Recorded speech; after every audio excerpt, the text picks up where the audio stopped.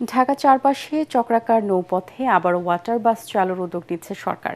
সচিবালয়ে এই সংক্রান্ত বৈঠকে সব ধরনের ব্যবস্থা নিতে সংশ্লিষ্টদের নির্দেশ দিয়েছেন প্রধানমন্ত্রী তারেক রহমান। পরে নৌপরিবহন মন্ত্রী জানান, ঢাকা চারপাশে ১১০ কিলোমিটার নৌপথ সচল করা হবে। ওয়াটার বাস পরিচালনায় আগ্রহ দেখিয়েছে বেশ কয়েকটি বেসরকারি প্রতিষ্ঠান।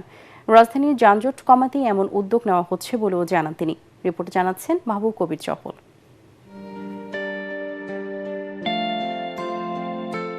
একটি শহরের চারপাশে নদী থাকলে আশীর্বাদ হিসেবে ধরা হয়, কিন্তু ঢাকা শহরের চারপাশের নদী অভিশাপে পরিণত হয়েছে দূষণ আর দখলে। সরকার বদল হলেই শুরু হয় এসব নদীর সম্ভাবনার কথা। কিছুদিন পর তা মিলিয়ে যায়।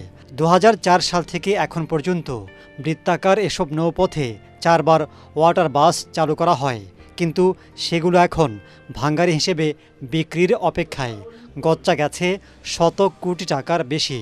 বিএনপি সরকার আবারও নতুন করে বৃত্তাকার নৌপথ চালুর উদ্যোগ নিয়েছে। সদরঘাট, গাবতলী থেকে শুরু করে আশুলিয়া, টঙ্গী, নারায়ণগঞ্জকে নৌ রুটের আওতায় আনার পরিকল্পনা নেওয়া হয়েছে। ওয়াটার বাস বলেন, সেটা অবাধে জনগণের প্রত্যাশা বা ধরেন একটা মনোরম পরিবেশে সে আশুলিয়া থেকে চিন্তা করলেন যে সে সদরঘাটে আসবেন, সে চলে আসলো এই পথে। এই রুটটা মোটামুটি বেশ বান্ধব মনে হয়েছে। আপনি যদি বলেন গাবতলী থেকে শুরু করে একেবারে নারায়ণগঞ্জ পর্যন্ত, কিন্তু ওই দিক থেকে যে রুটটা আসছে সেটাতে কিছুটা অবস্ট্যাকেল আছে, মানুষের আগ্রহ কম আছে। আগে করেছিলেন বিআইডব্লিউটিসি, তো সেটা বন্ধ হয়ে যায়। প্রায় আপনি যদি বলেন ৫৭ কোটি টাকা পরিসংখ্যান অনুসারে লস হয়ে যায় 10 বছরে। তো তারা আর কন্টিনিউ করতে পারছিল না। এবার কিছু বেসরকারি উদ্যোক্তা আসছে, তারা এই ওয়েতে আপনার নৌযান চালাতে চান, কিছুটা ইসের জন্য, পর্যটকদের জন্য, আর কিছুটা যাত্রীদের জন্য। নৌ পরিবহন মন্ত্রী স্বীকার করেন, বৃত্তাকার নৌপথ সচল করতে অনেক চ্যালেঞ্জ রয়েছে। সেগুলোর সমাধান করে স্থায়ী যোগাযোগ ব্যবস্থা রাখার পদক্ষেপ নেওয়া হবে। আমরা চাচ্ছি দ্রুততম সময়ের মধ্যে করার জন্য, কিন্তু যে চ্যালেঞ্জগুলি আছে সব মিলে ৪২৪টি জায়গায় এই সরাসরিভাবে ওয়েস্টেজ দিয়ে যাওয়া হচ্ছে নদীতে, সেইটা বন্ধ করা কিভাবে যায় সেটা নিয়ে আজকে আলোচনা হয়েছে।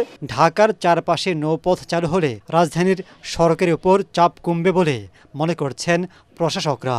মাননীয় প্রধানমন্ত্রী উনি নিজে ইচ্ছা পোষণ করছেন এবং ঢাকা শহরে যেভাবে সড়কে পরিবহনগুলো চলছে, জনগণের দৈনন্দিন জীবন আরও সহজ করার জন্য নৌপথকে একইভাবে উনি ব্যবহার করার জন্য উনি ইতিমধ্যে নির্দেশনা দিয়েছেন। মাহবুব কবির চপল, ATN বাংলা, ঢাকা।